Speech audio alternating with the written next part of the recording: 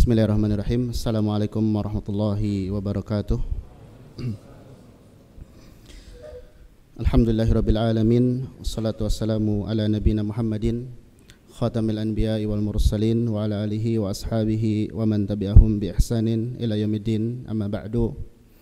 Ayyuhal ikhwah, azanillahu wa iyyakum. Bapak-bapak, ibu-ibu, ikhwan dan akhwat. Alhamdulillah kita bersyukur kepada Allah Subhanahu wa taala.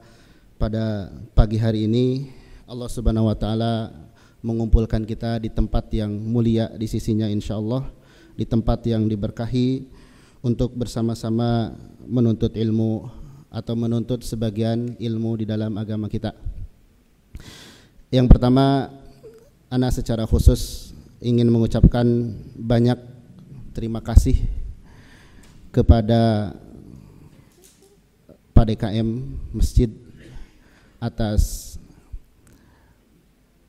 kerjasamanya, juga kepada seluruh panitia yang telah menyiapkan jauh-jauh hari, kepada peserta yang sudah datang dari berbagai tempat, juga kepada para muhsinin yang telah musa'adah atau ta'awun dalam kegiatan ini. Mudah-mudahan jadi pahala di sisi Allah Subhanahu wa taala, juga menjadi pemberat timbangan amal kebaikan. Saya merasa senang bermajelis sekarang karena memang seharusnya kita bahagia ya.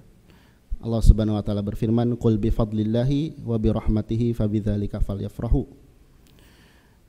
Katakan wahai Muhammad, dengan karunia Allah dan dengan rahmatnya hendaklah dengan hal tersebut mereka berbahagia. Di antara karunia Allah dan rahmat Allah adalah kita ditetapkan di dalam Islam, diberikan kesempatan untuk belajar, terkhusus belajar Al-Quran. Juga sebelum kita mulai ke pembahasan, ada beberapa hal yang anak kira perlu disampaikan untuk mengingatkan ya, terkhusus kepada yang berbicara, juga kepada semuanya, agar senantiasa mengikhlaskan niat kepada Allah Subhanahu wa taala, bahwasanya kita datang ke sini dalam rangka thalabul ilmi, menuntut ilmu, dan ingin mendapatkan keutamaan-keutamaan yang Allah dan Rasulnya janjikan. Karena Nabi SAW bersabda dalam salah satu hadisnya, majtama'a qaumun fi baitin min buyutillah yatluna kitaballah wa yatadarasuna fima bainahum wa yatadarasunahu fima bainahum illa nazalat alaihimus sakinah wa ghasyiyatuhumur rahmah wa hafathumul malaikah wa dzakarahumullahu fiman indah.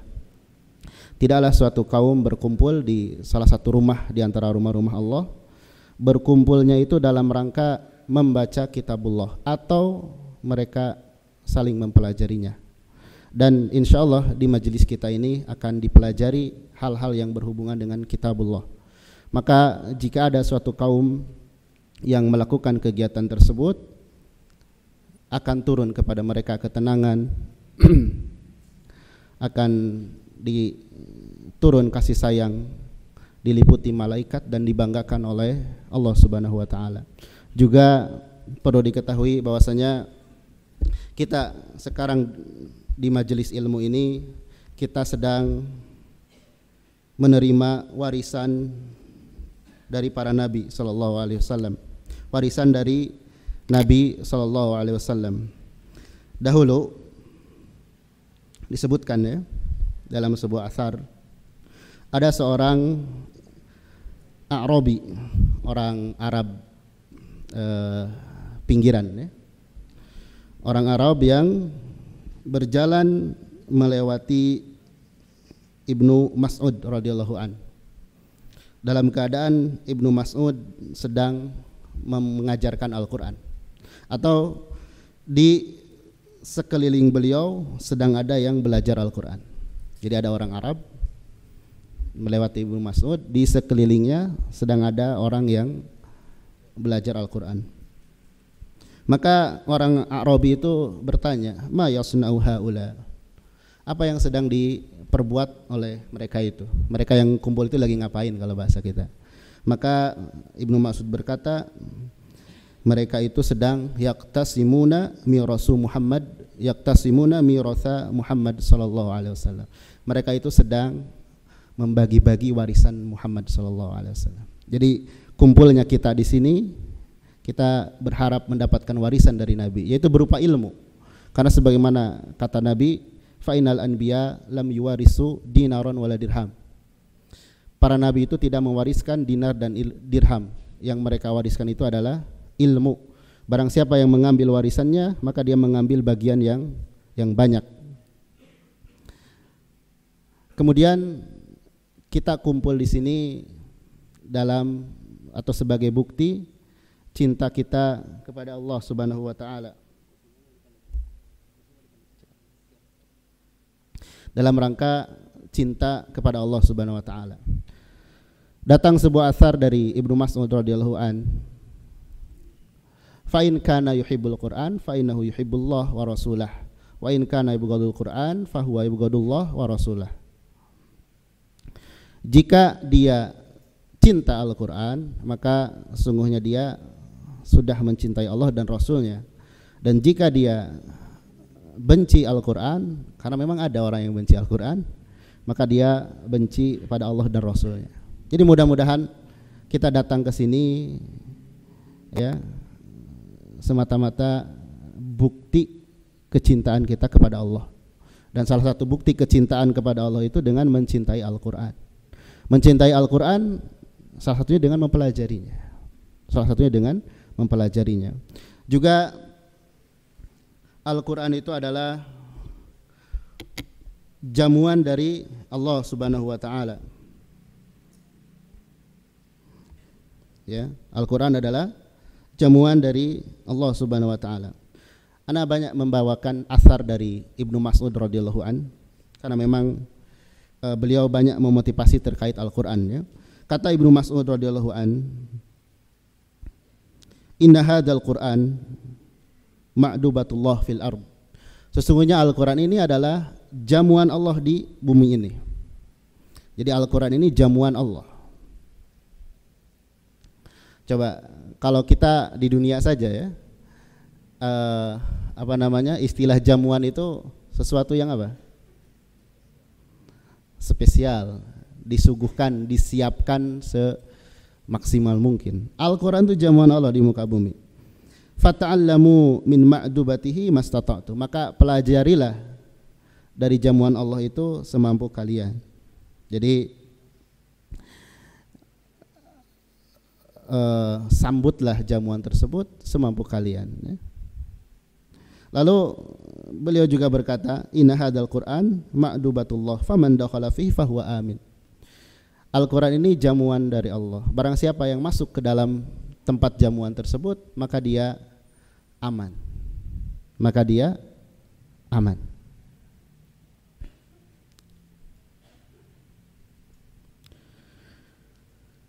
Baik. Kemudian Al-Qur'an ini dijadikan oleh Allah sebagai sumber ketenangan. Jadi kalau kita mengalami kesusahan, dan memang hidup ini penuh ujian ya.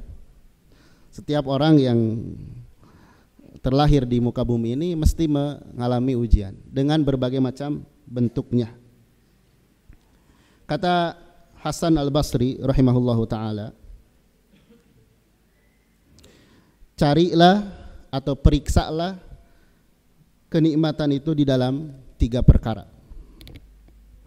Fis shalah wa fil Qur'an wa fil dzikr. Di dalam salat, di dalam Al-Qur'an, dan di dalam berzikir kepada Allah. Jadi kalau kita ingin mencari kebahagiaan, cari di 3 perkara itu. Di dalam salat, di dalam Al-Qur'an, dan di dalam zikir kepada Allah. Fa in wajadtumuha ya, dan jika kalian menemukannya, yakni merasakan ketenangan, kebahagiaan di dalam salat, zikir, dan membaca Al-Qur'an, fa absyiru, maka berbahagialah. Kalau kita mendapatkan kebahagiaan di 3 hal tadi, ketika salat, ketika membaca Al-Quran dan ketika berzikir kepada Allah, maka berbahagialah. Wa illam tajiduha fa'lam anna babaka mughlaq. Tapi jika kamu tidak merasakannya, maka ketahuilah pintumu tertutup, pintu kebaikanmu tertutup. Jadi kalau kita tidak mendapatkan kebahagiaan di dalam 3 hal tadi, berarti ada sesuatu dalam hati kita, ada penghalang dari dosa dan maksiat, ya. Jadi Al-Quran itu sumber ketenangan, dan ini banyak dalilnya, ya. Ala bidzikrillah tatmainul qulub. Hanya dengan mengingat Allah hati tenang. Kemudian Nabi juga ketika diberikan urusan yang menyulitkan, beliau salat supaya tenang, ya. Juga sebagian salaf mengatakan seorang mukmin bersama zikir itu seperti ikan bersama air. Bagaimana mungkin ikan itu bisa hidup tanpa air? Artinya seorang yang melewatkan zikir kepada Allah Subhanahu wa taala, maka hidupnya tidak akan terarah. Jadi kita kumpul di sini ingin mendapat kebaikan sebagai bukti cinta kepada Allah dan Rasul-Nya, ingin mendapatkan warisan para nabi, kemudian ingin mencicipi jamuan dari Allah Subhanahu wa taala, ingin mendapatkan ketenangan. Lalu di antaranya kita ingin mendapatkan keberkahan. Ingin mendapatkan keberkahan. Apa barokah dari Al-Qur'an atau dari majelis Quran? Syekh Muhammad bin Shalih Al-Utsaimin rahimahullah menjelaskan bahwasanya barokah di dalam Al-Quran itu ada 2. Pertama, barokah dari pahala yang akan didapat, pahala yang banyak. Kemudian yang kedua, barokahnya itu dari athar, pengaruh setelahnya. Di antara pengaruhnya tadi mendapat ketenangan, bisa merubah cara pandang kita. Itu keberkahan Al-Quran, kata Syekh Muhammad bin Shalih Al-Utsaimin. Lalu caranya bagaimana supaya mendapatkan keberkahan itu? Nah, ini disampaikan oleh Syekh Utsaimin hafizahullah. Kalau tadi saya Syekh Utsaimin, sekarang Syekh Utsaimin. Kalau Syekh Muhammad bin Shalih Al-Utsaimin rahimahullah sudah wafat. Kalau Syekh Al-Utsaimin hafizahullah beliau masih hidup. Kata beliau, iltamisu atau carilah keberkahan Al-Quran itu pada beberapa perkara. Pertama, dari membacanya atau dengan membacanya. Kedua, dengan menyimaknya, menyimak bacaan. Ketiga, dengan mempelajarinya.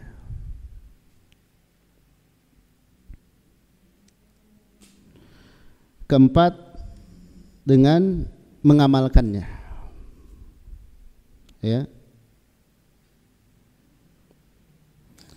Kelima, dengan tadabbur dan mengambil pelajaran darinya.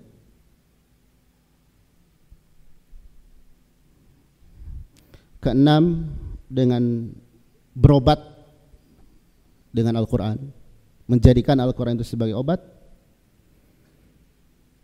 Dan yang ketujuh, dengan menjadikan Al-Quran sebagai hukum. Baru keberkahan Al-Quran akan didapatkan dengan 7 perkara itu. Dengan membacanya, menyimaknya, mempelajarinya, mengamalkannya, menadaburinya, mengambil pelajaran darinya, berobat dan berhukum dengannya. Hadirin yang dimuliakan Allah Subhanahu wa taala, maka atas dasar itu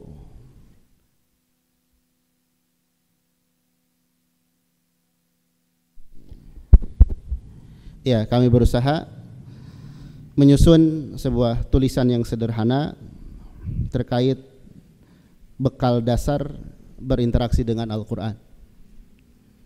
Bisa dilihat di sampul belakang ya. Nah, ini dari mukadimah buku ini.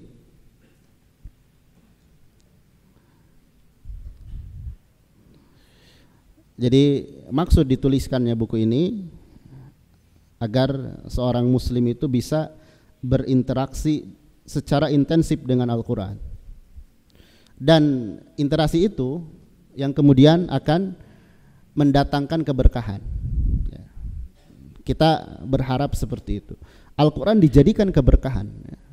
Kitabun mubarak, dijadikan keberkahan. Dengan apa? Baik dengan membacanya, menghafalnya, menyimaknya, memahaminya, menadaburinya, berobat dengannya, berhukum dengannya, dan mengamalkannya. Jadi bekal dasar berinteraksi dengan Al-Quran ini, bagaimana kita dengan Al-Quran bukan sekedar membaca. Membaca itu bagian dari salah satu bagian dari cara berinteraksi dengan Al-Quran. Karena ada sebagian kaum muslimin yang mencukupkan diri hanya membaca saja. Padahal masih banyak belum memahami, belum menadaburi, belum mengamalkan, belum berhukum dan selainnya. Maka penulis berusaha menghimpun kiat-kiat untuk mendapatkannya. Dan hampir 90% buku ini diambil dari referensi dan rata-rata berbahasa Arab. Artinya nanti di sini teman-teman bagi yang ingin merujuk ke kitabnya langsung, dipersilahkan ya. Ingin merujuk ke kitabnya langsung dipersilahkan. Jadi tidak lain bab demi bab dari buku ini, misalnya tentang tadabur, maka ada satu buku yang dipilih lalu diringkas, kemudian disimpan di sini. Ada buku tentang menghafal Al-Quran, kemudian diringkas, kemudian disimpan di sini. Dan tentu bukan satu-satunya referensi ya. Tapi ini dianggap mewakili ya,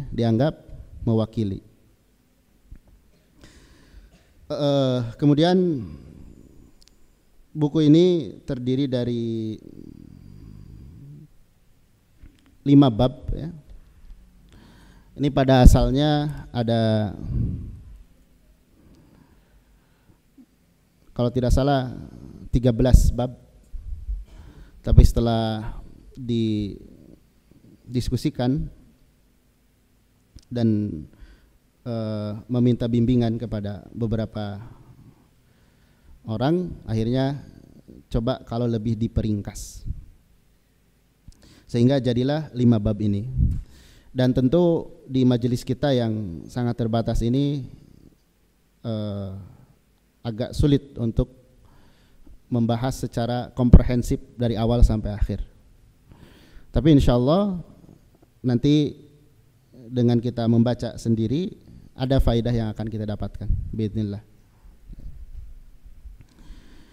Baik, sebagaimana di rundown acara disebutkan, insya Allah di sesi pertama ini kita akan membahas adab umum berinteraksi dengan Al-Quran. Bisa lihat di halaman ke-10 ya.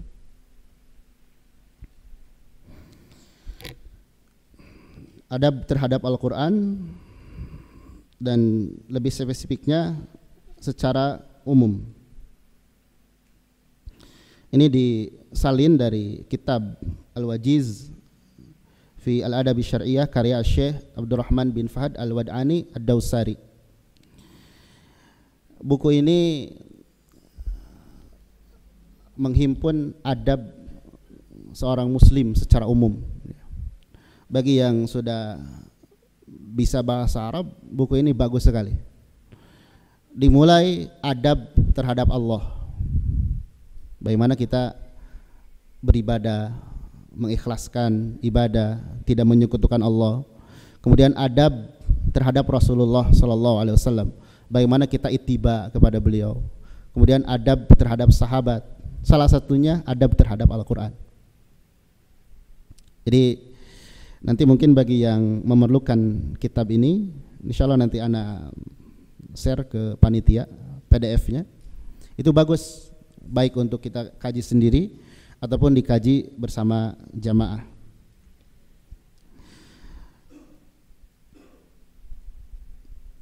Adab secara umum berinteraksi dengan Al-Quran. Di sini dibawakan kurang lebih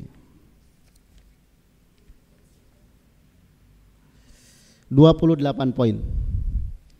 Dan 28 poin ini secara tidak langsung merupakan kesimpulan dari keseluruhan buku ini. Jadi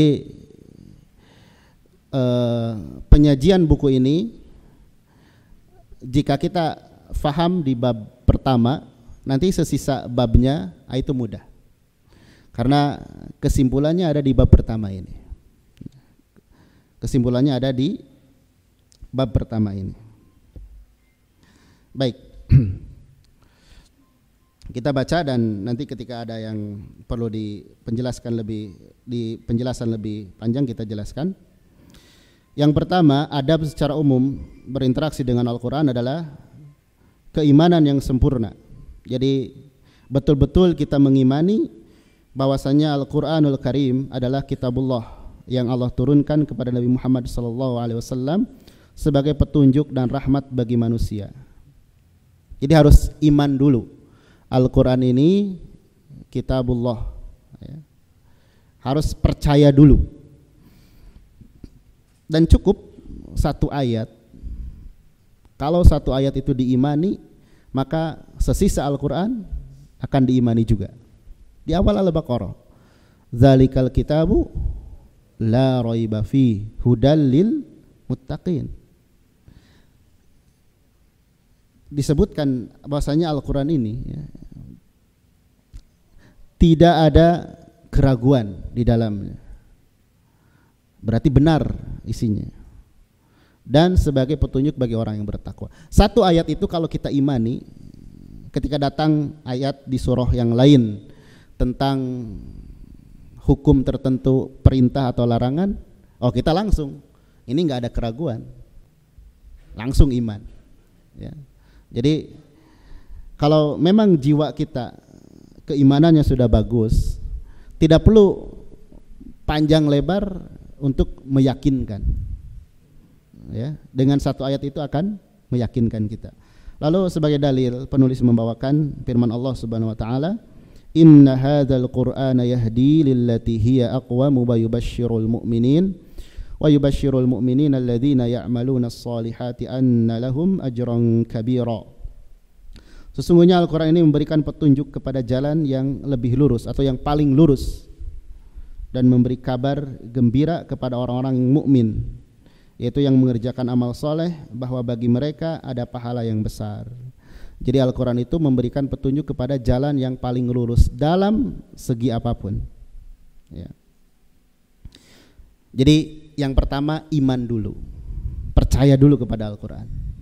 Itu dasarnya, ya. Karena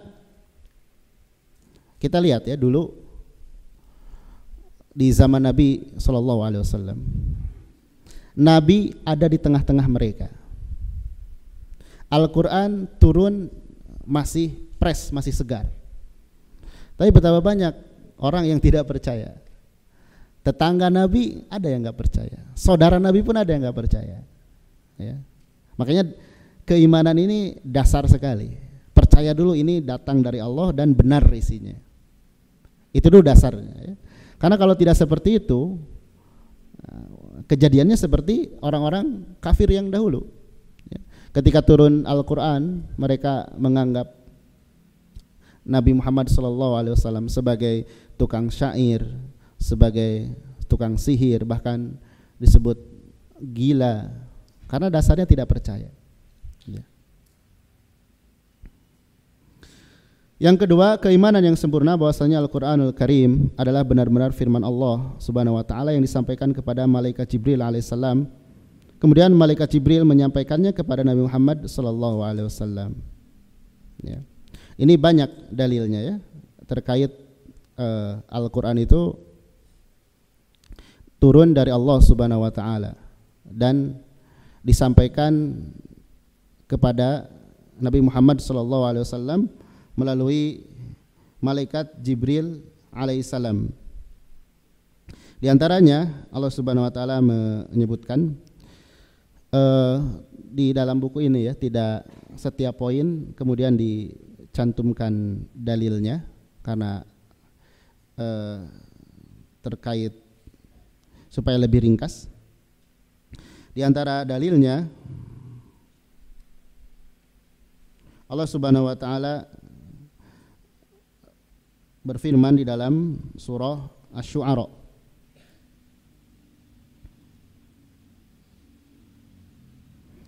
dari ayat 193.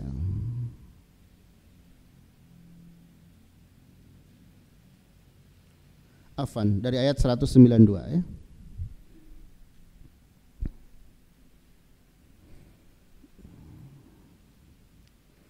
Sampai 195. Allah Subhanahu wa taala berfirman, wa innahu latanzilu rabbil alamin nazala bihi ruhul amin ala qalbika litakuna minal munzirin bilisanin arabiyyin mubin. Al-Quran itu turun dari Rabbul Alamin, dari Allah Subhanahu wa taala, bukan ciptaan Nabi Muhammad sallallahu alaihi wasallam. Turun dari Allah. Ya. Kemudian turunnya dibawa oleh Ruhul Amin. Siapa Ruhul Amin? Malaikat Jibril alaihissalam. Ala qalbika, ke dalam hatimu. Maksudnya hati siapa? Muhammad sallallahu alaihi wasallam. Litakuna minal munzirin, agar engkau menjadi orang yang mengingatkan dengan Al-Quran itu. Bilisanin arabiyyin mubin, dan Al-Quran disampaikan dengan lisan Arab yang jelas. Jadi Al-Quran itu berbahasa Arab. Maka nanti di antara kriteria membaca Al-Quran itu yang baik dan benar bilisanil Arab, ya, dengan lisan Arab. Al-Quran tidak dibaca dengan lisan selainnya. Misalnya kita ingin baca Al-Quran dengan logat Sunda, nah itu tidak diperkenankan ya. Dengan logat Jawa misalkan. Walaupun pernah ada yang mencoba misalkan, tapi tidak diperkenankan. Baik. Jadi Al-Quran itu firman Allah Subhanahu wa taala, betul-betul dari Allah, bukan buatan Nabi Muhammad SAW. Karena dulu di antara sebab kaum musyrikin atau kafirin menolak Al-Quran itu, mereka menganggap Al-Quran itu bikinan Nabi. Al-Quran itu dianggap buatan Nabi Muhammad SAW. Kalau buatan Nabi bisa diterima, bisa enggak. Bahkan ada yang mencoba membuat Al-Quran ya. Baik, kemudian keimanan yang sempurna bahwasanya Al-Qur'anul Karim adalah mukjizat Rasulullah sallallahu alaihi wasallam yang paling agung dan kekal sampai hari kiamat, agar ia menjadi hujjah bagi seluruh manusia. Sebagaimana kita ketahui ya, arti mukjizat itu sesuatu yang menakjubkan, khawariqul adah, keluar dari kebiasaan. Dulu ketika Nabi diutus, bangsa Arab itu sangat mahir dalam bahasa. Mereka pintar bersyair dan lain sebagainya. Kemudian Al-Quran turun untuk menentang mereka. Bisa nggak membuat seperti Al-Quran ini? Nanti ada dalilnya. Diminta datangkan satu ayat, satu surah atau seperti Al-Quran. Mereka nggak mampu. Karena di antara fungsi mujizat itu datang dan sesuatu itu luar biasa, kemudian tujuannya untuk melemahkan musuhnya dan agar mau menerima ajaran agama ini. Ya. Kalau kita lihat mujizat para nabi sebelumnya sudah berlalu, sudah hilang. Ya. Tongkat Nabi Musa sudah tidak ada, kecuali ada yang ngaku. Sekarang kan banyak zaman ngaku-ngaku gitu. Ngaku punya rambut Nabi, ngaku punya kiswah Ka'bah, ternyata dijual di Shopee gitu. Ngaku jadi Nabi Isa, ngaku jadi Imam Mahdi. Yang nggak ada tuh satu, ngaku Dajjal itu nggak ada gitu. Karena kalau ngaku jadi Dajjal berat ya, dia harus bisa nurunin hujan, harus bisa. Taib. Jadi nggak mampu, ya. Nggak mampu membuat seperti Al-Quran walaupun satu ayat, ya. Satu huruf pun tidak akan bisa dirubah, ya. Satu huruf pun tidak akan bisa dirubah.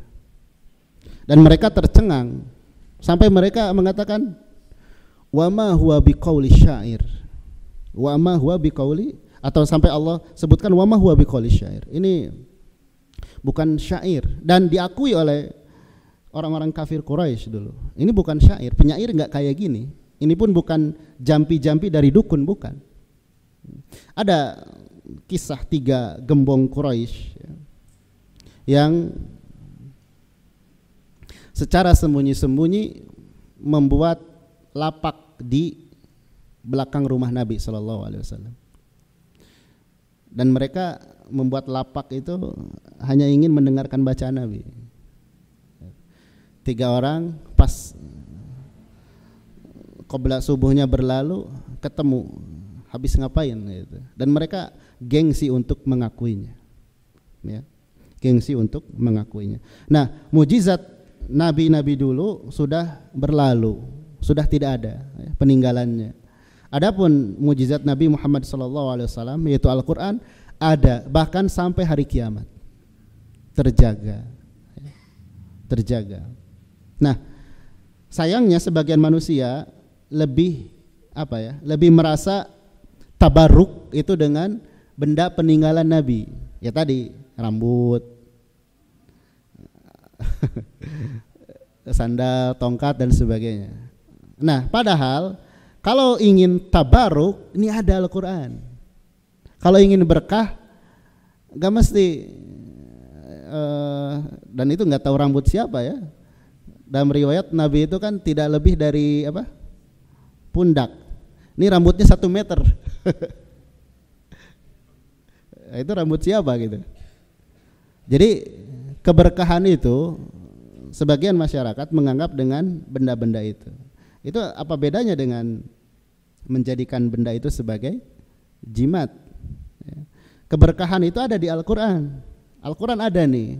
Tinggal apa? Tadi 7 perkara tadi. Baca, simak, pelajari, renungkan, tadaburi, amalkan. Tinggal itu, keberkahan akan dapat, ya.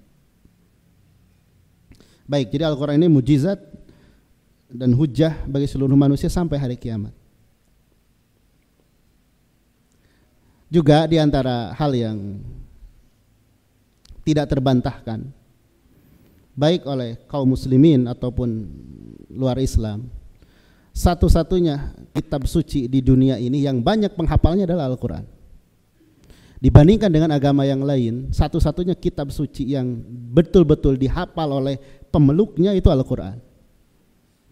Kitab suci yang lain tidak dihafal, Al-Quran itu dihafal. Ini menunjukkan Allah ini menjaga dengan betul-betul terhadap Al-Quran ini. Baik. Kemudian yang keempat, keyakinan yang pasti bahwasanya Al-Quran ini telah sampai kepada kita dengan sempurna sebagaimana yang Allah inginkan. Nah, ini pemahaman Ahlus Sunnah wal Jamaah, kecuali orang Syiah. Karena orang Syiah menganggap Al-Quran yang sampai sekarang itu tidak semuanya katanya. Ada sebagian yang bahkan yang sekarang itu hanya seberapa persennya katanya. Kita yakini Al-Quran ini turun atau sampai kepada kita dengan sempurna sebagaimana yang Allah inginkan. Di antara buktinya ya, di antara bukti Al-Quran ini terjaga dari kesia-siaan. Tidak ada yang sia-sia di dalam Al-Quran itu. Penyimpangan, perubahan, penambahan, pengurangan, itu tidak ada dalam Al-Quran itu. Di antara buktinya ya, para ulama menjaga atau Allah menjaga Al-Quran ini, Allah sendiri yang langsung menjaganya ya. Sementara kitab-kitab yang lain itu dijaga oleh para ulamanya. Nah, di antara bentuk penjagaan Allah terhadap Al-Quran, kita lihat ilmu-ilmu yang berkaitan dengan Al-Quran semakin hari itu semakin berkembang. Ada ilmu yang pokoknya atau dasarnya, kemudian setelah itu berkembang ya. Contoh ya, ilmu qiraat. Nabi SAW mengajarkan kepada para sahabat bacaan Al-Quran dengan berbagai macam versinya, dan sampai kepada kita yang dinilai sahih itu ada 20 riwayat. Dan itu banyak di zaman sekarang yang mengetahui hal itu. Yang kita baca ini salah satunya. Jadi kalau ada orang yang baca terus salah, itu diketahui. Begitupun tulisan, begitupun makna, tafsir semakin hari semakin bertambah.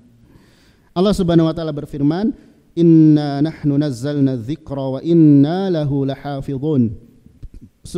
Sungguhnya kamilah yang menurunkan Al-Quran, dan sungguhnya kami benar-benar memeliharanya. Sini kata para ulama ada 4 taukid, 4 penegasan. Inna 1, nahnu 2, nazzalna 3, wa inna 4. Allah mengulangi 4 kali. Kami dan kami yang akan menjaga Al-Quran ya.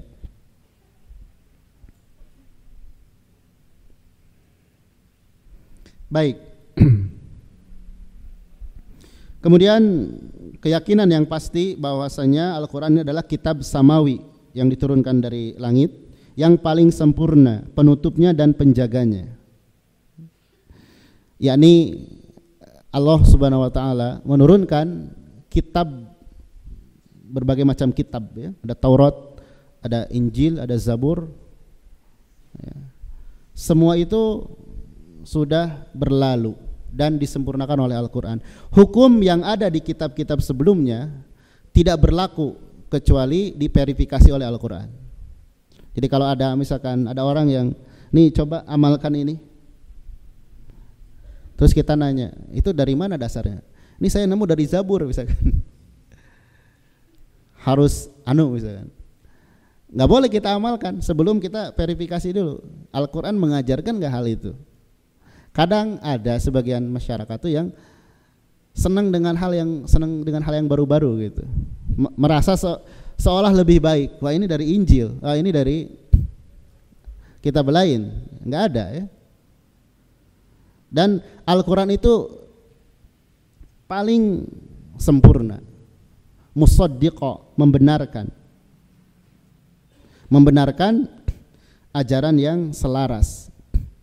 Jadi kalau kata Injil yang palsu, Allah itu punya anak, Al-Quran membenarkan atau tidak?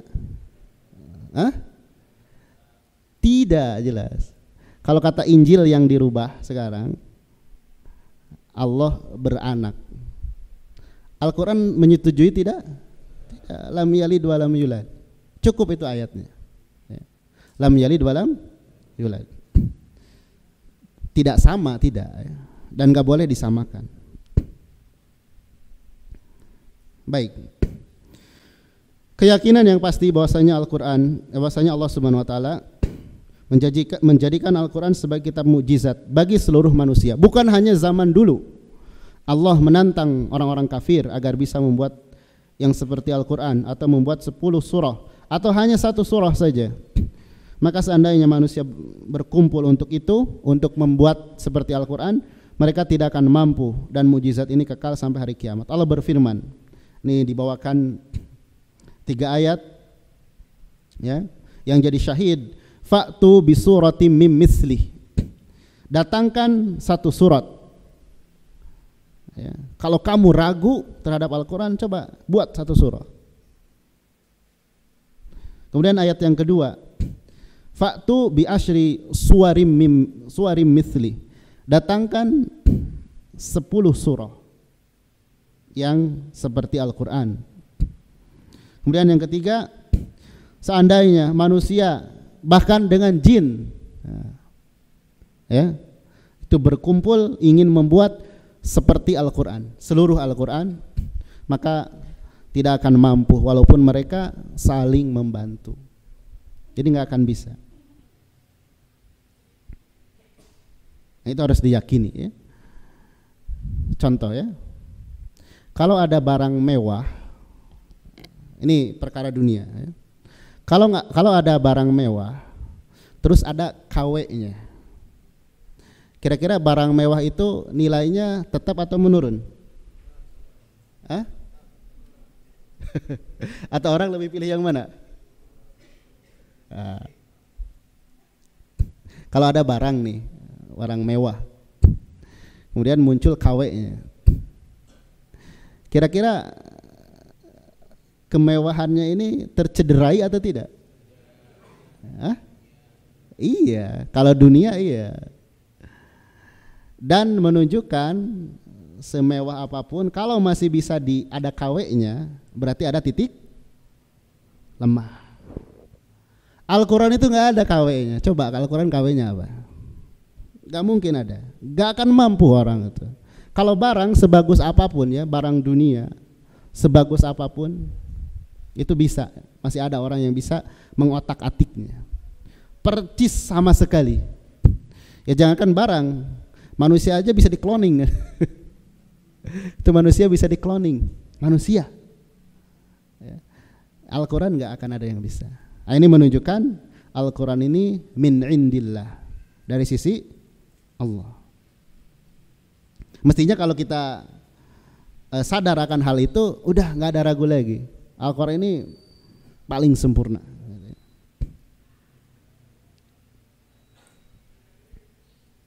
Baik. Kemudian yang ke-7, hendaklah mengagungkan Al-Quran, memuliakannya dan mengetahui kedudukannya yang agung. Nah, ini beberapa bentuk pengagungan terhadap Al-Quran. Membenarkan seluruh isi kandungannya, jangan ada yang didustai. Jangan ada didustai, walaupun tidak masuk akal. Walaupun tidak masuk akal. Nabi SAW misalnya mengatakan gulibatir Rum, bangsa Rum itu akan dikalahkan. Mungkin dulu gimana cara mengalahkan Romawi yang begitu apa? Kuat. Ya. Tapi terbukti.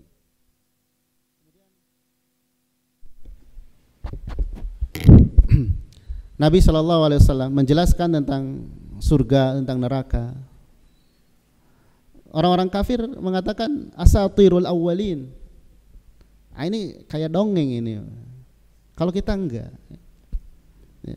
Kalau kita ketika mendengar di surga itu ada kenikmatan, di neraka itu ada azab, hati kita bergetar. Ya. Kalau ada iman. Tidak menolak dan membantah sedikit pun dari isinya. Misalkan mengatakan ini tidak relevan, ini tidak zamannya lagi, ini tidak cocok lagi, ya. Atau percaya kepada sebagian, tidak percaya kepada sebagian, atau diambil yang enak-enaknya saja. Ya. Kemudian tidak lalai darinya, menghadirkan keagungannya baik ketika membaca dan ketika mendengarkannya. Nanti ada pembahasan khusus namanya hajrul Quran, meninggalkan Al-Quran. Ada nanti di bab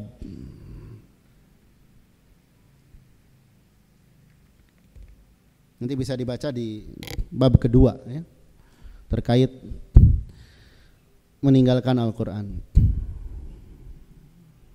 Dan sedikit ana ulas.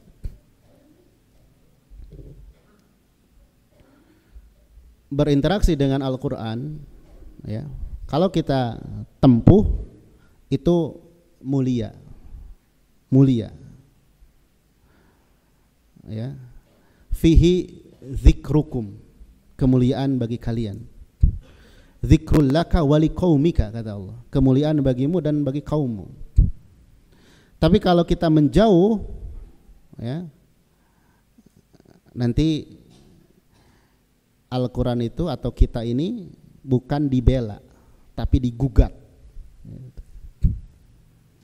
ya. Kalau kita dekat dengan Al-Quran, Al-Quran akan membela kita nanti pada hari kiamat. Kalau kita meninggalkan Al-Quran, yang menggugat kita bukan hanya Al-Quran tapi Nabi Muhammad SAW. Ya Rabbi inna qaumi ittakhadhu hadzal Qur'ana mahjura. Al-Quran akan menggugat, zat Al-Quran akan menggugat, Nabi pun akan menggugat.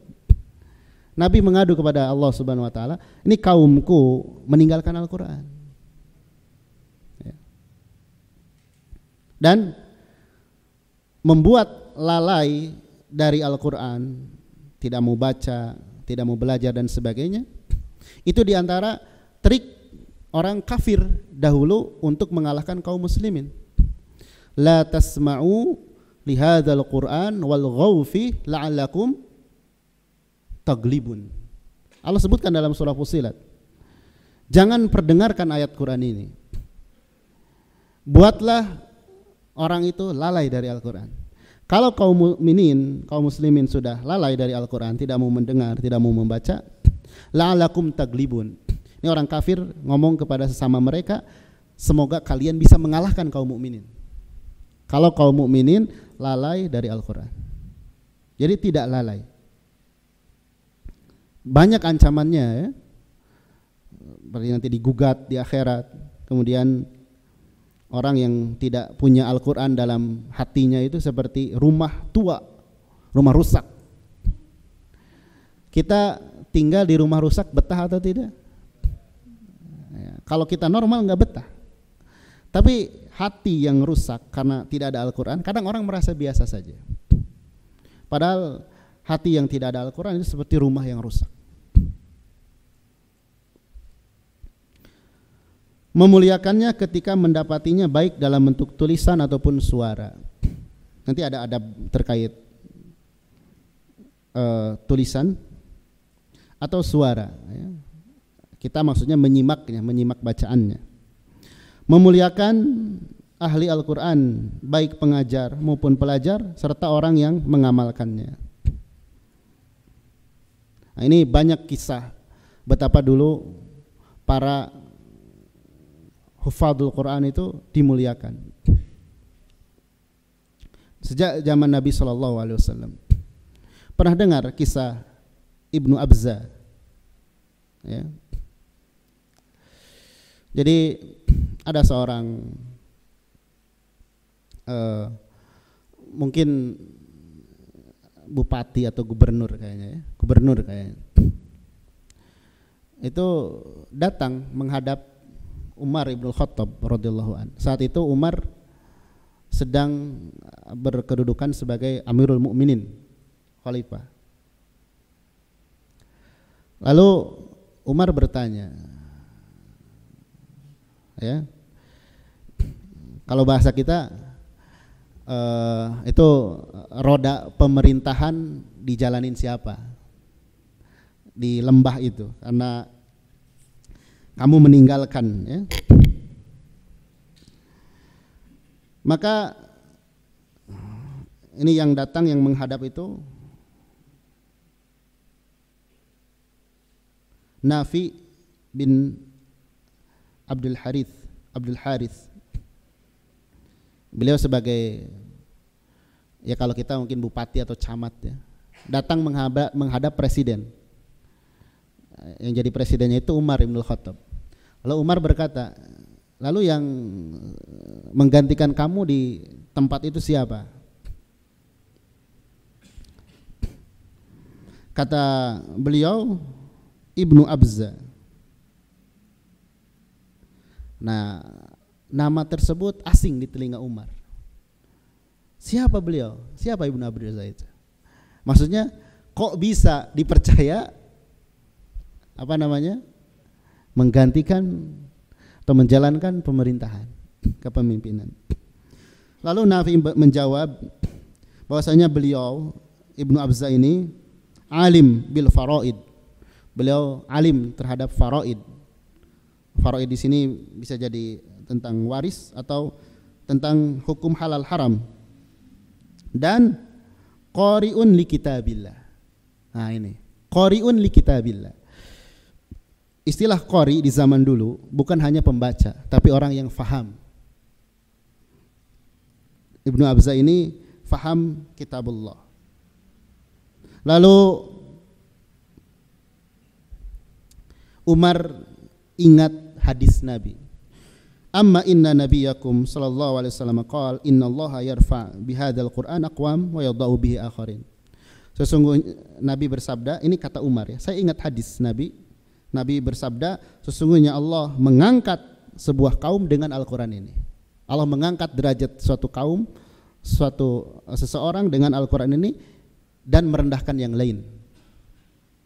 Lalu kata Umar, Ibnu Abza adalah mimman rafa'ahullah bil Quran. Termasuk orang yang Allah angkat derajatnya dengan Al-Quran. Padahal asalnya Ibnu Abza ini seorang budak. Seorang apa? Budak. Jadi banyak kemuliaannya ya. Yang menakjubkan juga di zaman Umar yang menjadi imam sholat saat itu, terutama imam tarawih, ada dua ya, Ubay bin Ka'ab dan Tamim Ad-Dari. Kalau Ubay bin Ka'ab, itu tidak perlu dipertanyakan lagi reputasinya. Beliau seorang sahabat yang mulia. Bahkan Allah meminta Nabi untuk membacakan kepada Ubay. Tamim Ad-Dari ini seorang mu'allaf. Awalnya beliau Nasrani. Kemudian masuk Islam, belajar dan lain sebagainya, sampai menjadi imam di zaman Umar ibn Khattab. Dan perlu diketahui, kedudukan imam, menjadi imam saat itu bukan seperti sekarang. Ya mohon maaf kalau seperti sekarang, yang jadi imam itu siapa? Biasanya ahlul qaryah, penduduk qaryah itu, dan kibarusin, yang paling sepuh. Padahal kata Nabi sallallahu alaihi wasallam, yang berhak mengimami kaum adalah aqra'uhum li kitabillah. Orang yang paling bagus bacaannya, paling mengerti dan paling hafal Al-Qur'an. Baru kalau di tempat itu rata, hafalan Qur'annya sama, hafalan hadisnya sama, Islamnya juga sama, yang maju baru yang paling tua. Dan dalam perkara imamah itu tidak ada senioritas ya. Tidak ada apa? Senioritas. Yang berhak jadi imam itu aqra'uhum. Kalau di sebuah tempat kita melihat, wah ini imam kayaknya kurang, terus di sana ada yang lebih baik, yang terbaik yang lebih baik itu. Kalau masih maslahat. Tapi kalau tidak maslahat, ya sabar dulu aja. Karena biasanya jadi sesuatu ya. Sampai ada jamaah belum dimulai sholat, imamnya harus sama bapak itu katanya. Kalau nggak sama bapak itu nanti jadi masalah. Baik. Jadi memuliakan ahlul Quran, baik pengajar maupun pelajar serta orang yang mengamalkannya. Karena memang Allah saja udah memuliakan ya. Allah mengangkat derajat. Kalau kita memuliakan sesuatu yang dimuliakan oleh Allah, itu tanda keimanan. Jangan sampai kita menghinakan sesuatu yang Allah muliakan. Kalau ada sesuatu yang Allah muliakan, kita pun memuliakannya. Kemudian tidak membawa mushaf ke tempat yang kotor kecuali karena udzur. Di antara udzur yang diperbolehkan, takut ada yang mencuri misalkan, nah itu boleh dibawa, tapi ditutup. Baik, itu poin ke-7. Poin ke-8, 20 poin lagi ya masih. Baik, semangat dalam membacanya, memperbanyak bacaannya. Nah, membaca Al-Quran itu diantara aktivitas yang perlu perjuangan ekstra. Ya, kita jangan nunjuk orang, diri sendiri aja. Ya. Membaca Al-Quran itu, atau ginilah, kalau kita lari atau olahraga, kuat berjam-jam, betul atau tidak? Ya, kita jujur aja dengan diri kita ya. Pas baca Al-Quran, gimana, apa yang terjadi itu? Ingat ini, ingat itu, kemudian ngantuk ya.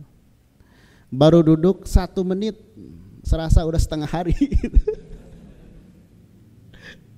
Padahal baru 1 menit, baru 2 baris. Wah, ini makanya dulu kata sebagian salaf, memindahkan gunung atau memindahkan batu itu lebih ringan bagi orang munafik daripada membaca Al-Quran. Tapi jangan langsung, oh jangan-jangan saya munafik ini.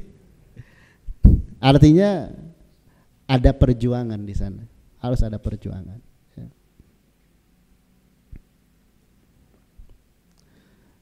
Dan jangan disepelekan yang sedikit. Misal kita lagi malas sekali ya, lagi malas, karena menimpa setiap orang. Belum sempat baca Al-Quran kecuali sholat. Kalau sholat kan mau gak mau pasti baca surah Al-Fatihah, dan itu bagian dari Al-Quran. Lalu kita ingat hadis keutamaan surah Al-Ikhlas. Al-Ikhlas itu sebanding dengan sepertiga Al-Quran. Ya udah, saya baca Al-Ikhlas aja 3 kali katanya, dapat pahala gitu ya. Tapi gak mungkin kan setiap hari kayak gitu. Saya Al-Ikhlas aja 3 kali.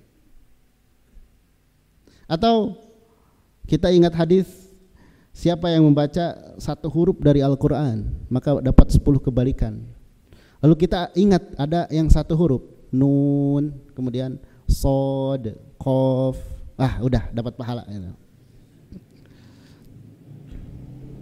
Ya.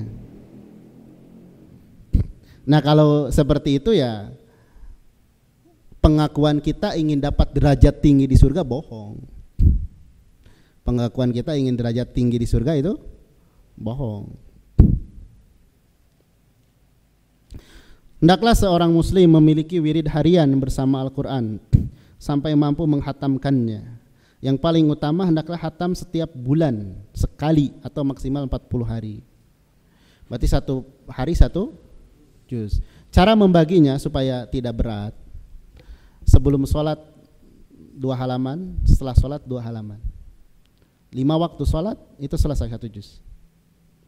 Jadi kita sebelum sholat baca 2 halaman, setelah sholat baca 2 halaman. Setiap waktu sholat seperti itu. 1 hari itu kita dapat 1 juz. Ya. Tidak lebih dari itu dan tidak boleh kurang dari 3 hari. Dulu para sahabat Amr bin As itu setiap 3 hari khatam. Ini luar biasa ya. Ketika dihatamkan Al-Quran sebulan, aku masih kuat. Sepekan aku masih kuat.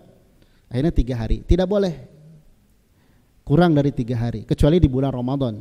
Kalau Ramadan khatam setiap hari itu berjalan di tengah-tengah sahabat. Tapi kita selaku seorang muslim paling tidak apalagi yang belum terbiasa, ya minimal sehari itu ada ayat yang kita baca, gitu dulu aja. Tapi luar biasanya kalau Ramadan semuanya mampu kayaknya.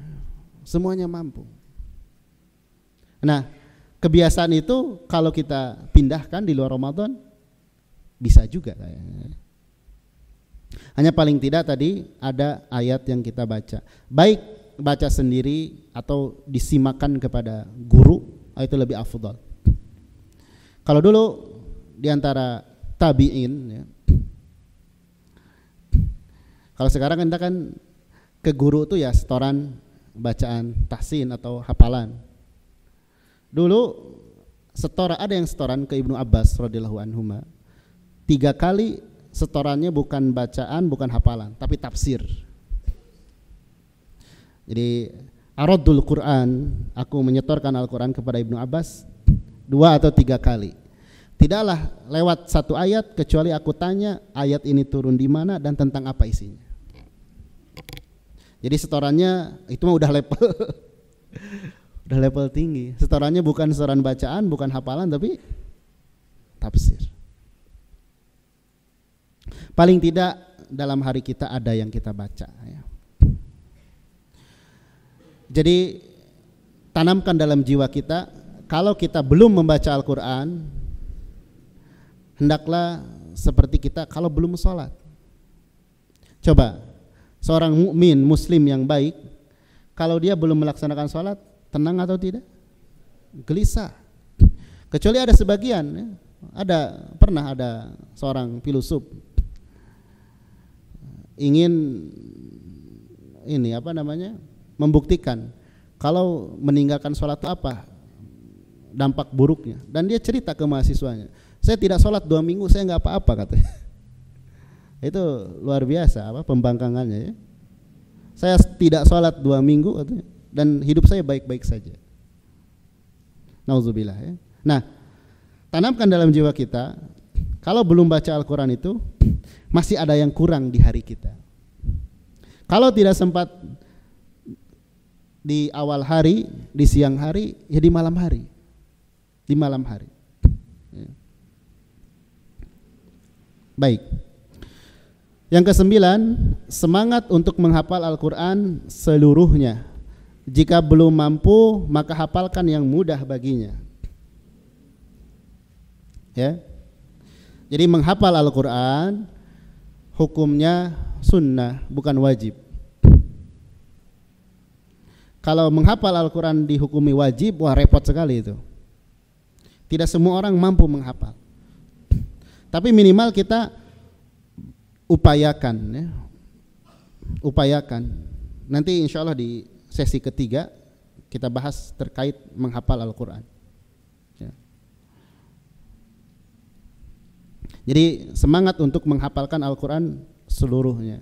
Jika belum mampu, maka hafalkan yang mudah baginya. Ya. Di sini Nabi SAW bersabda, "Masalul ladzi yaqra'ul Qur'an wa huwa hafidh." Perumpamaan orang yang membaca Al-Quran wa huwa hafidh, dalam keadaan dia hafal, maka dia bersama malaikat yang mulia. Ya. Di sini ada kalimat wa huwa hafidh, dan dia hafal. Kemudian selain menghafal nih, yang ke-10, semangat untuk menjaga hafalan dengan banyak mengulanginya, karena Al-Quran itu cepat hilang. Nah ini nanti ada subhat ya. Katanya saya ini kalau menghafal susah hafal, cepat lupa. Susah hafal apa? Cepat lupa. Dan katanya kalau lupa itu berdosa.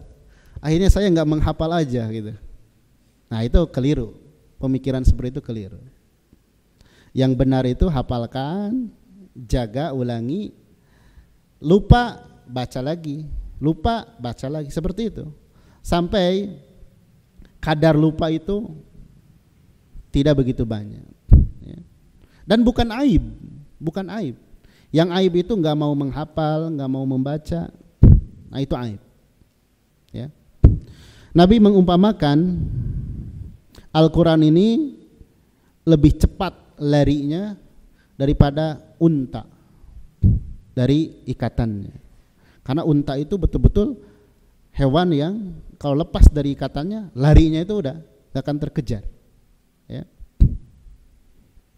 Baik, yang ke-11, berhukum dengan Al-Quran, menjadikannya sebagai rujukan dan pondasi dalam syariat Islam pada seluruh aspek kehidupan, baik keyakinan, perbuatan, mengambil petunjuk dengan petunjuknya. Al-Quran merupakan cahaya yang terang benderang, kitab yang penuh hikmah. Nah, ini menjadikan Al-Quran sebagai sumber hukum dalam kehidupan, idealnya di semua aspek kehidupan.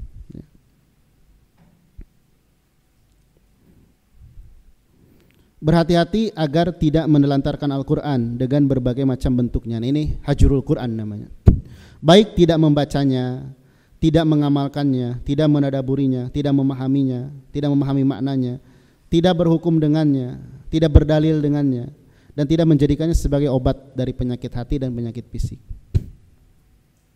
Ini menelantarkan Al-Quran. Membaca Al-Quran dengan perlahan disertai dengan mempraktikkan tajwidnya, yakni memberikan hak setiap hurufnya dan menjauhi bacaan yang tergesa-gesa, menyelisih kaidah tartil, tidak memberikan hak huruf dan kalimatnya. Jadi kita sudah diberikan taufik bisa baca nih. Tinggal perbaiki bacaannya. Sini alhamdulillah di rumah belajar Ibnu Abbas ini hal tersebut digalakkan. Kita sudah angkatan ke-3 untuk dewasa, kemudian untuk anak-anak sudah banyak. Ini hal yang baik. Ya. Lalu uzur apa lagi? Gitu. Tempat belajar sudah banyak. Gitu. Tinggal kita mau atau tidak. Ya. Bacanya yang benar. Allah Subhanahu wa taala berfirman, "Waratilil Qur'ana tartila." Bacalah Al-Quran dengan perlahan, tidak tergesa-gesa. Ya. Dan luar biasa ya kalau belajar Al-Quran itu, belajar tahsin misalkan. Di antara kunci suksesnya itu betul-betul kita ketika belajar tahsin, duduk di depan guru itu, kita seperti gelas kosong. Jangan, saya udah bisa baca. Iya udah bisa, tapi benar atau belum bacaannya? Nah itu kadang sebagian orang kurang menerima hal tersebut. Kemudian semangat untuk mengulang ayat yang telah dihafalkan, baik ketika berdiri, duduk maupun berjalan. Karena hal demikian sangat besar pahalanya, banyak kebaikannya dan menjadi sebab menguatkan hafalannya. Dulu para ulama banyak yang saling simak hafalan di perjalanan, di mukim, ya. Kemudian beramal dengan Al-Qur'anul Karim. Allah Ta'ala berfirman, "Wa hadza kitabun anzalnahu mubarakun fattabi'uhu wattaqu la'allakum turhamun." Dan Al-Quran ini adalah kitab yang kami turunkan yang diberkahi. Al-Quran ini diberkahi, sumber keberkahan. Maka ikutilah dia. Ya, ikuti maksudnya amalkan. Dan bertakwalah agar kalian dirahmati. Aisyah Ummul Mukminin pernah ditanya tentang akhlak Nabi Muhammad SAW. Bagaimana akhlak Nabi? Coba, di sini ada faidah ya. Kenapa para sahabat bertanya kepada Aisyah, padahal sehari-hari para sahabat melihat Nabi? Kata para ulama,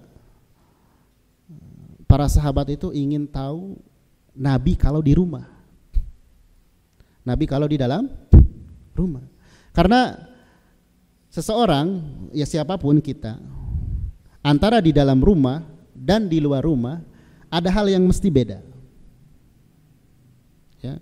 Makanya orang yang lebih tahu tentang diri kita orang rumah. Sehingga Allah menyebutkan suami istri itu libas. Libas itu apa? Pakaian. Saling menutupi hal yang aib dan sebagainya tidak boleh disebarkan keluar rumah.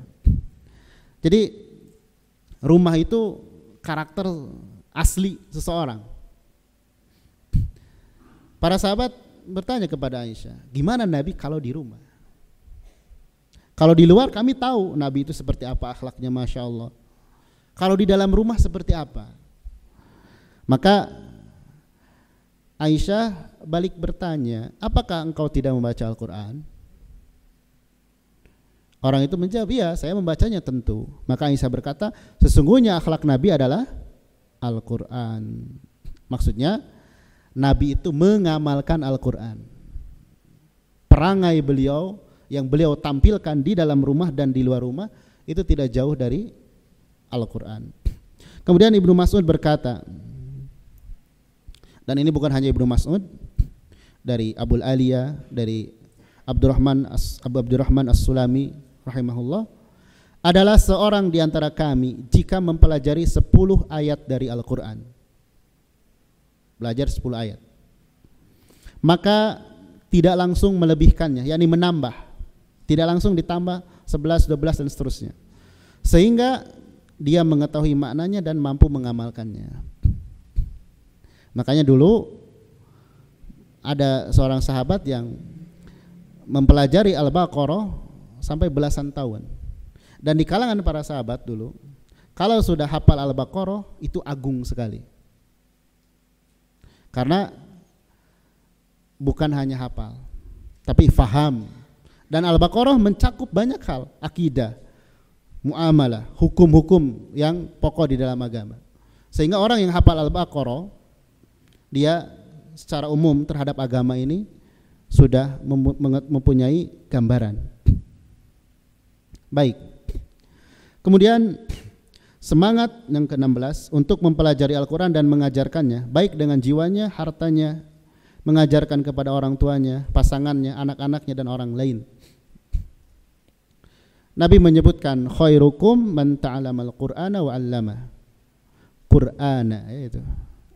Nunnya di fathah. Sebaik-baik kalian adalah orang yang belajar Al-Quran dan mengajarkannya. Baik. Di sini ini motivasi tentang khairiyah, kebaikan. Nabi menyebutkan man ta'allam, orang yang belajar. Jadi semuanya jamaah, baik bapak-bapak, ibu-ibu, ikhwan dan akhwat, selama kita dalam keadaan belajar, maka selama itulah kebaikan meliputi kita. Itu harus yakin. Kita mau bisa, mau enggak, mau diomelin atau dipuji sama guru, enggak ngaruh. Karena ada sebagian orang yang datang ke majelis, pekan depannya enggak datang lagi. Kenapa enggak datang lagi? Saya diomelin sama gurunya katanya. Atau sudah belajar lama kemudian tidak belajar lagi. Kenapa tidak belajar lagi? Karena banyak alasannya ya. Padahal di sini dikatakan khairukum, sebaik-baik kalian yang belajar dan yang mengajar. Nah, di sini kepada para pengajar Al-Qur'an dimanapun kita mengajar Al-Qur'an, di tempat yang mewah, jamaah yang banyak, dengan di pelosok itu sama, termasuk ke dalam mengajarkan Al-Quran. Kan ada sebagian orang yang kegiatannya sekarang dengan nada rendah, saya ngajar TPA, ngajar Iqra, seolah itu hina. Ingat hadis Nabi, sebaik-baik kalian. Masa Nabi sudah menyanjung, sudah mengangkat derajat, terus kita merasa hina gitu. Tidak, ya jangan. Justru alhamdulillah saya jadi bagian orang yang mengajarkan Al-Quran. Walaupun hanya mengajarkan Iqra, walaupun hanya mengajarkan Al-Fatihah. Coba bayangkan kita mengajarkan Al-Fatihah kepada orang lain, kepada 10 orang, lalu 10 orang itu membaca Al-Fatihah yang dia pelajari dari kita seumur hidupnya. Dapat pahala atau tidak kita? Dapat. Berfikirnya ke sana. Dan kalau ditanya lagi apa yang dipelajari dan diajarkan dari Al-Quran, ini sepakat para ulama, yang dipelajari, yang diajarkan itu 2 ya. Jadi belajar Al-Quran itu ada 2. Ada belajar lafaz dan belajar makna. Jadi kalau belajar Al-Quran, maka pelajari 2 perkara ini, belajar lafadznya dan belajar maknanya. Begitupun mengajarkan, apa yang kita ajarkan, ajarkan lafadz dan ajarkan makna. Kalau lafadz berarti tahsin, tajwid, pelajari tajwid. Kalau makna berarti tafsir. Kita ukur diri kita. Kalau kita mampu keduanya silahkan. Tapi kalau kita belum mampu, paling tidak salah satu. Misalkan belajar lafadznya, belajar bacaan. Cuman kalau bacaan sudah dimudahkan, sudah bagus, jangan anggap selesai. Belum, ada makna yang harus kita pelajari. Ya. Baik. Kemudian semangat untuk menadaburi Al-Quran dan memahami maknanya. Afala yatadabbaruna Al-Quran am ala qulubin aqfaluha. Maka apakah mereka tidak memperhatikan menadaburi Al-Quran? Bahkan ataukah hati mereka terkunci? Ini tentang tadabbur. Nanti ada pembahasan tadabbur, yaitu merenungkan makna-makna Al-Quran. Dan tadabbur itu perlu alat. Alat yang paling utama untuk tadabbur itu ada beberapa. Pertama, hati. Yang kedua, akal. Ya. Hati siap menerima, akal siap atau berusaha memahami. Kalau 2 perkara itu sudah sinkron, hati menerima, akal memikirkan makna, maka tadabbur akan didapatkan. Nanti bisa dilihat di kunci tadabbur, itu ada di sana. Jadi kalau kita ingin merenungkan Al-Quran, hati kita tidak dipasang, gak mungkin bisa. Ya. Akal kita tidak difungsikan, atau kita tidak faham terhadap ayat, gak mungkin bisa. Taib. Kemudian yang ke-18, semangat untuk khusyuk dan berusaha menangis ketika membaca Al-Quran. Nah di sini khusyuk dan menangis itu yang terbaik kalau kita baca sendiri. Adapun kalau baca di hadapan manusia, kalau kita kuat dengan niat kita tidak mengapa. Tapi kalau tidak kuat jangan. Misal kita sebetulnya menangis itu bukan karena tahu makna, tapi lagi sedang punya masalah misalkan. Sedang lagi punya masalah, suruh jadi imam, baca surah Al-Ikhlas kan. Oh itu nangis terseduh-seduh gitu. Para makmum, oh masya Allah ini merenungi, menghayati sekali gitu. Pas ditanya setelah sholat, masya Allah sholatnya penuh kehusyuan. Ya saya lagi dirundung masalah ini. Ternyata itu sebabnya. Nah itu masih mending. Yang jangan sampai itu menampakkan kehusuan padahal dia ingin disebut orang yang khusyuk. Itu namanya riya yang terselubung. Menampakkan kehusyuan dengan niat dia ingin disebut orang yang khusyuk. Tapi kalau memang terdesak betul-betul ya, dengan kondisi dan lain sebagainya itu tidak mengapa. Dan yang paling perlu diupayakan itu kalau sedang sendirian. Kita menangis ketika baca Al-Quran sendirian. Ada orang yang lihat? Ada orang yang tahu? Tidak ada, tapi Allah tahu. Nabi SAW pernah mengulang-ulang satu ayat semalam suntuk, terus diulang, dibaca ayat itu. Ya. Semangat untuk mendengarkan bacaan Al-Quran, baik secara langsung dari pembaca, menyimak bacaan murid, bacaan teman, bacaan guru, ya, atau dari audio rekaman. Dulu,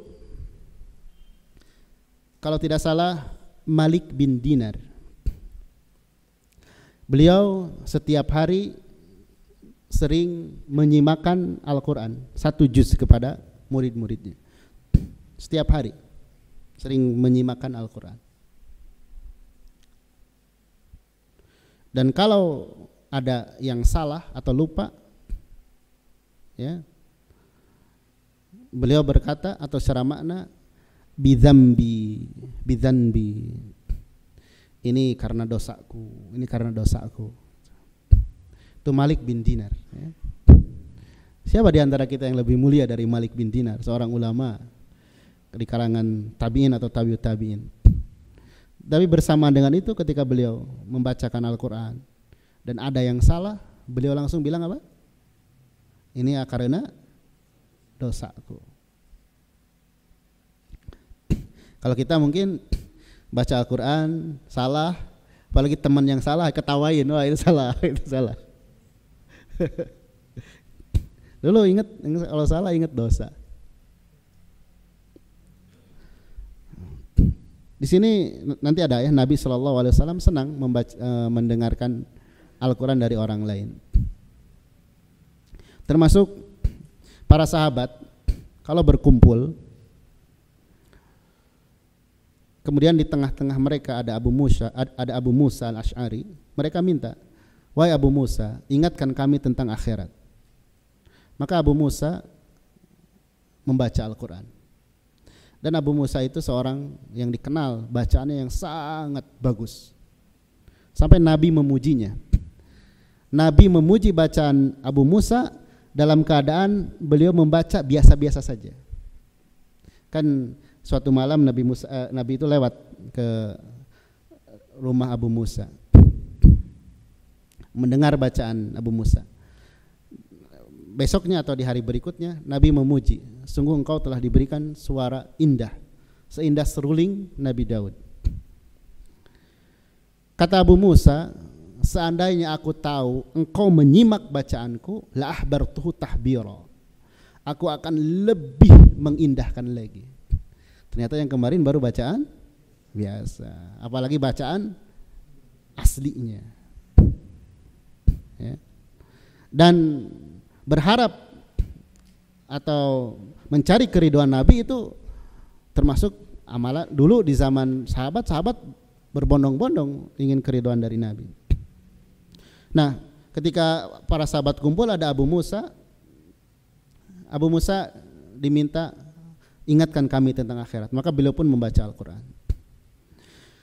Di sini dari Abdullah bin Mas'ud radhiyallahu an, Nabi berkata,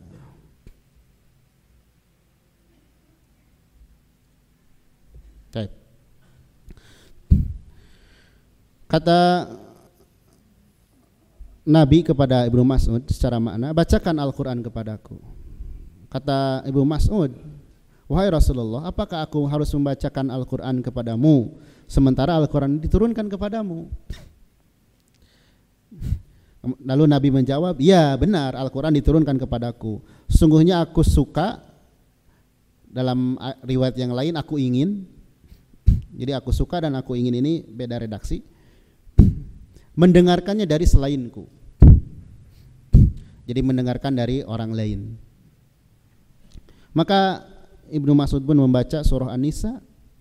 Maka ketika sampai ke ayat 41, yaitu fakaifa idza ji'na min kulli ummatin bisyahidin wa ji'na bika 'ala haula'i syahida, beliau berkata, hasbukal an. Nah, oleh sebagian ulama dijadikan dalil kalau kita memberhentikan bacaan itu hasbuk. Misalkan ada orang yang baca kepada kita, mau nyuruh berhenti, hasbuk, cukup. Nabi berkata seperti itu kepada Ibnu Mas'ud, hasbukal an. Maka kata Ibnu Mas'ud, aku pun menoleh kepada beliau dan ternyata air mata beliau sudah, kedua mata beliau sudah berlinang air mata. Artinya ketika Ibnu Mas'ud membaca, Nabi itu betul-betul apa?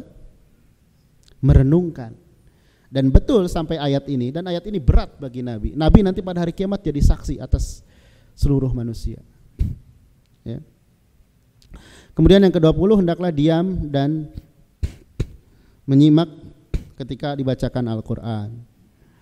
Wa idza quri'al Qur'an fastami'u lahu wa ansitu la'allakum turhamun. Ini agar mendapat rahmat dari Allah itu ada cara yang mudah, mendengarkan Al-Qur'an. Baik dalam kondisi kita sedang biasa atau ketika sambilan, yakni di mobil, masak atau sebelum tidur, itu diperkenankan mendengarkan bacaan Al-Qur'an. Itu dapat rahmat. Bahkan kalau kita mendengar bacaan dari murid kita, kita menyimak, pembaca dan pendengar berserikat dalam pahala. Makanya seorang guru yang banyak menyimak Al-Qur'an dari muridnya itu berbahagialah, dapat berserikat dalam pahala. Artinya ketika murid membacakan sekian huruf, kita mendengarkan yang sama, kita dapat pahala dengan kelipatan itu. Makanya kalau seorang guru dapat murid yang susah banget itu ya, ini salah terus, ulangi lagi, salah lagi. Nah, ingat hadis ini, ayat ini. Walaupun muridnya misalkan hati kita membuat jengkel, tenang, Allah merahmatimu. Allah merahmatimu. Kemudian yang ke-21, ini yang terakhir karena waktu ya. Ini yang paling penting, mengikhlaskan niat karena Allah. Baik ketika membaca, menghafal, mempelajari maupun mengajarkannya. Hanya berharap wajah Allah. Jangan menginginkan harta, kedudukan, merasa lebih dari orang, apalagi ria dan sum'ah. Karena orang yang mahir terhadap Al-Qur'an itu terpuji, di tengah-tengah manusia terpuji. Mudah orang memuji kita. Mudah, kita bacaan bagus, orang Masya Allah. Kita hafalan bagus, orang Masya Allah. Mudah sekali pujian itu kita dapatkan. Kalau kita tidak pandai-pandai menata hati, ya udah, kita dikhawatirkan menjadi satu dari 3 kelompok yang pertama kali diseret ke dalam neraka. Ini ada 7 poin lagi ya, silahkan bisa dibaca sendiri dan insya Allah cukup mudah. Paling kita taklik sedikit ya, poin 24. Nah ini jelas semuanya ya. Poin nomor 24 yang poin E, hendaklah tidak menulis sesuatu pada mushaf yang tidak dibutuhkan. Kecuali untuk seperti seorang belajar riwayah, dia menandai, itu sebagian ulama membolehkan. Jadi di sini bukan mutlak haram. Kemudian 25, nah ini adab ketika membaca Al-Qur'an. Nanti ada pembahasan secara khusus. Pertama, bersiwak, gosok gigi. Karena ketika kita membaca Al-Qur'an, malaikat itu mendekat. Malaikat itu apa? Mendekat. Bahkan tepat di depan mulut kita. Dan kaidahnya, setiap yang mengganggu manusia, malaikat pun terganggu. Kalau mohon maaf, mulut kita kurang sedap, manusia dekat dengan kita gimana? Gak senang, gak enak kan? Nah, gitu kan malaikat. Makanya bersiwak. Membaca isti'adzah ya, ketika memulai atau pertengahan. Membaca basmalah di awal surah. Kemudian berhenti pada akhir ayat. Ini yang terbaik ya, walaupun ayatnya pendek. Kemudian memperindah suara. Memperindah suara bukan berarti kita meniru orang lain. Ingat, suara setiap manusia itu beda. Jangan diartikan memperindah suara itu bacaannya harus seperti orang lain, nggak bisa. Nanti luak lunggak-lenggoknya sama, tajwidnya salah. Nah, itu tidak dibenarkan. Kemudian menghadirkan hati dan khusyuk ketika membaca. Berusaha tadabbur, memohon rahmat ketika dibacakan ayat rahmat, kemudian berlindung ketika dibacakan ayat azab. Sujud tilawah, dan ini sunnah ya, sujud tilawah. Tidak dianjurkan merutinkan membaca Shadaqallahul Azim. Ya. Sebagian ulama ada yang mutlak sama sekali tidak boleh. Ya, tidak ada bacaan khusus ketika selesai. Tapi ada yang sesekali itu dimaklumi. Ya. Kemudian tidak terdapat doa yang khusus ketika khatam Al-Quran. Kalau doa, ya tidak mengapa. Seperti Malik bin Anas ketika selesai itu mengumpulkan keluarga kemudian berdoa. Doa secara umum. Tapi doa secara khusus kalau khatam Quran harus doa ini, nah itu tidak ada. Tapi kalau doa umum memohon kebaikan, keberkahan itu diperbolehkan. Dan nomor 27, nah ini hati-hati jangan mentafsirkan Al-Quran sembarangan. Nanti ada di poin bagaimana cara memahami Al-Quran. Di sana sedikit diberikan pengantar bagaimana kita agar faham Al-Quran. Kitab tafsir apa saja yang dipilih, dari mana saja kita belajar, itu arahan-arahan para ulama. Baik, untuk sesi pertama anak kira cukup. Kita istirahat dulu sejenak. Kurang lebihnya mohon maaf. Jika ada kesalahan atau pertanyaan nanti di akhir sesi insyaallah ya. Jadi sekarang bisa ditulis dulu, nanti diserahkan ke panitia. Wassallallahu ala nabi Muhammad, subhanakallah wa bihamdik, asyhadu an la ilaha illa anta wa astaghfiruka wa atubu ilaik, walhamdulillahirabbil alamin.